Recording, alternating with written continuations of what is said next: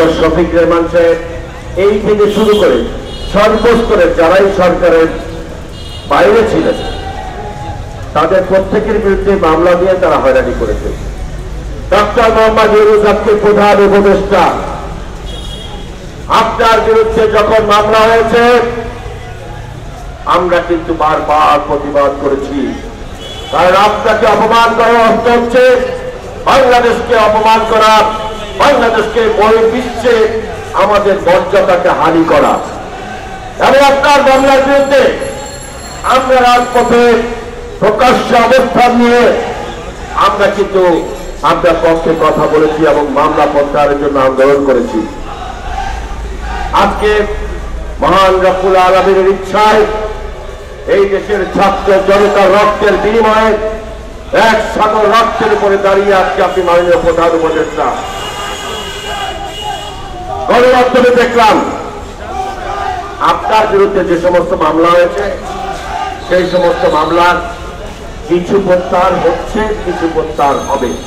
অবশ্যই আমরা চাই শেখ হাসিনা এবং আওয়ামী লীগের এই সমস্ত মামলা বানোয়া, মিথ্যা, সাজানো, পাতানো, আপনার বিরুদ্ধে কোনো মামলা থাকা আমাদের গণতান্ত্রিক দেশের জন্য অত্যন্ত মর্যাদাহানিকর।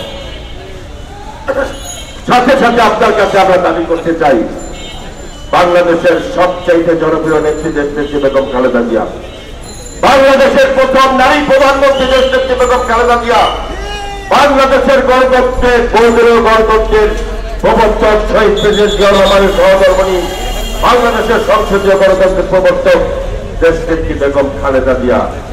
বয়সের দিক থেকে সিনিয়র সিটিজেন, বাংলাদেশের প্রথম নারী প্রধানমন্ত্রী, বাংলাদেশের সবচেয়ে জনপ্রিয় নেত্রী, বাংলাদেশের সবচেয়ে বেশি আসন থেকে বারবার নির্বাচিত দেশনেত্রী বেগম খালেদা জিয়া, তার মামলাগুলো এখন পর্যন্ত প্রত্যাহারের কোনো পদক্ষেপ নেওয়া হয়নি।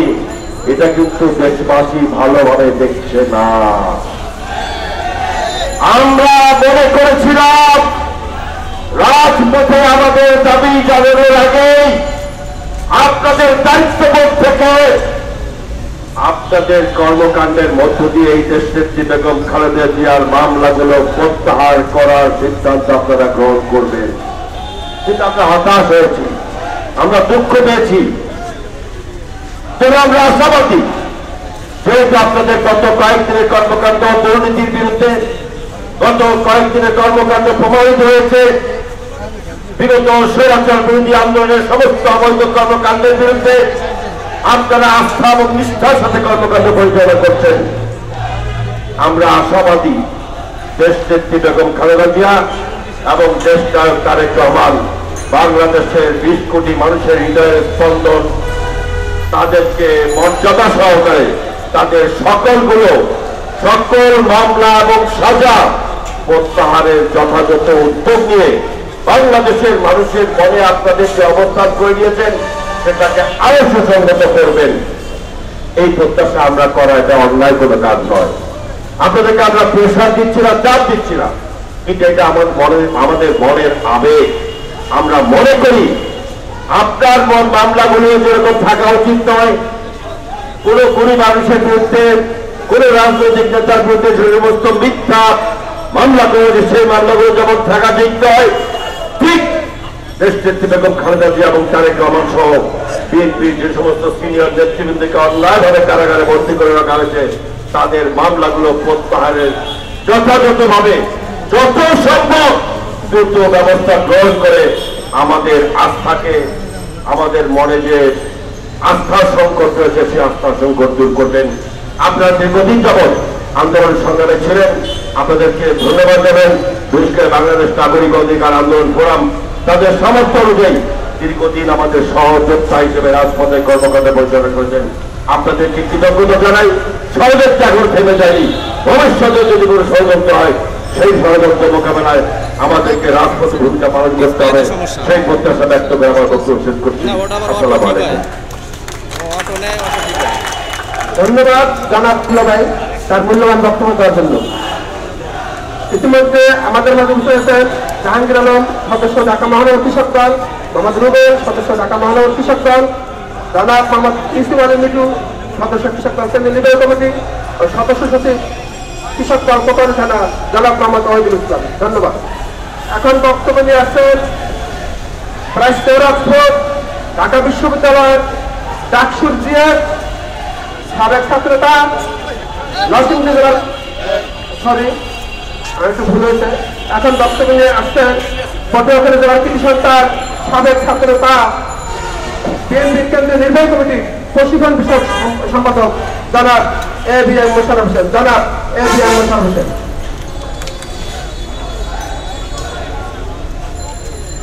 বিসমিল্লাহির রহমানির রহিম।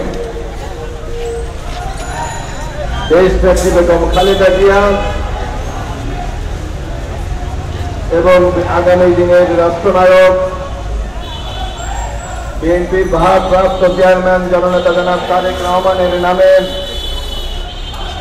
শেখ হাসিনা কর্তৃক দায়েরকৃত মিথ্যা বানোয়াট মামলা প্রত্যাহারের দাবিতে আজকের এই সমাবেশের সংগ্রামী সভাপতি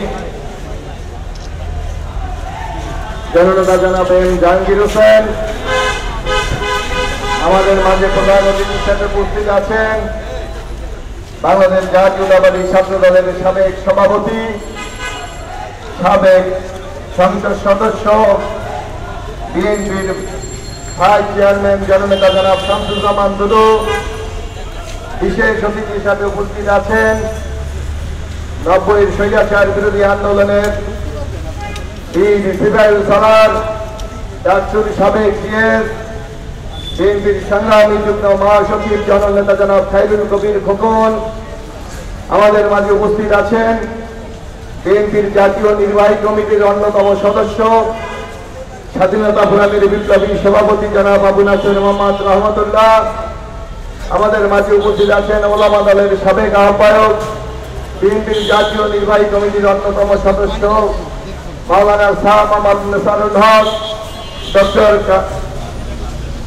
কাজী মনির, ব্যারিস্টার টিপু সহ উপস্থিত সম্মানিত নেতৃবৃন্দ এবং সুধীমণ্ডলী, আসসালামু আলাইকুম। প্রিয় বন্ধুরা, আজকে জুমার দিন আমরা বক্তব্য দীর্ঘায়িত করব না, আমাদের প্রধান অতিথি বক্তব্য রাখবেন। আমরা শুধু আজকে আমাদের নেতৃত্ব খালেদা জিয়ার এই মিথ্যা মামলা আমরা ভেবেছিলাম ছাত্র গণ অভ্যুত্থানের মাধ্যমে যে সরকার এখন ক্ষমতায় আছে তারা ইতিমধ্যে সেই মামলা প্রত্যাহার করবে, কিন্তু আমরা অত্যন্ত ব্যথিত হয়েছি, আমরা আশ্চর্য হয়েছি। বেগম খালেদা জিয়াকে মুক্তি দেওয়া হয়েছে, কিন্তু তার মিথ্যা মামলাগুলি এখনো প্রত্যাহার করা হচ্ছে না। বন্ধুরা, আজকে শেখ হাসিনা এই খালেদা জিয়ার প্রতি তার কেন আজকে আক্রোশ? কারণ বেগম খালেদা জিয়া তার আজকে সে যতদিন রাজনীতি করেন বাংলাদেশের যে কয়টি সংসদীয় আসন থেকে উনি নির্বাচন করেছিলেন প্রত্যেকটি আসন থেকে বেগম খালেদা জিয়া জয়যুক্ত হয়েছিলেন, কিন্তু শেখ হাসিনা আমরা দেখেছি উনি যত নির্বাচন করেছে ইতিমধ্যে 3টি নির্বাচনে উনি পরাজিত হয়েছেন। খালেদা জিয়ার অপরাধ, উনি কেন নির্বাচনে পরাজিত হয় না? এই জন্য শেখ হাসিনার চরম ক্ষোভ ছিল বন্ধুরা, যার জন্য তার নামে মিথ্যা মামলা দিয়েছে।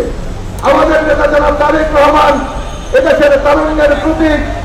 আপনারা দেখেছেন ছাত্র গণ অভ্যুত্থানের পর দেশ নায়ক জনাব তারেক রহমান যেই নির্দেশনা দিয়েছেন বাংলাদেশ জাতীয়তাবাদী দলের সকল নেতা কর্মী সারা বাংলাদেশ ব্যাপী আজকে তার সেই নির্দেশনাগুলি অক্ষর অক্ষরে পালন করে এই অন্তর্বর্তীকালীন সরকারকে আমরা সহযোগিতা করে যাচ্ছি। বন্ধুরা, আপনারা দেখেছিলেন এই যে আপনাদের সামনে মেট্রো রেল, আমরা দেখেছিলাম আন্দোলনের সময় যখন মেট্রো রেল ক্ষতিগ্রস্ত হয়েছিলেন শেখ হাসিনা বলেছিলেন এইটা সারতে নাকি 300 কোটি টাকা লাগবে।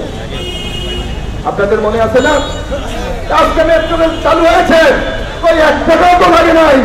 অর্থাৎ শেখ হাসিনার লক্ষ্য একটাই ছিল চুরি করা। বন্ধুরা, আপনারা দেখেছেন রূপপুর পারমাণবিক বিদ্যুৎ কেন্দ্র, পত্রিকায় নিউজ করেছেন রাশিয়াতে কাজ দিয়ে শেখ হাসিনা, শেখ রেহানা, জয় এবং টিউলিপ সেখান থেকে 5,000 কোটি ডলার অর্থাৎ বাংলাদেশি টাকার প্রায় 60,000 কোটি টাকা সেখান থেকে ঘুষ নিয়েছে। বন্ধুরা, আপনারা দেখেছেন তার শিল্প বিষয় উপদেষ্টা সালমান রহমান একমাত্র জনতা ব্যাংক থেকে প্রায় 27,000 কোটি টাকা লোন নিয়েছে। বন্ধুরা, তার স্বরাষ্ট্রমন্ত্রী আসাদুজ্জামান কামাল আমরা পত্রিকায় দেখেছি এক গাজীপুরের পুলিশ কমিশনার নিয়োগ দিতে 5 কোটি টাকা নিয়েছে।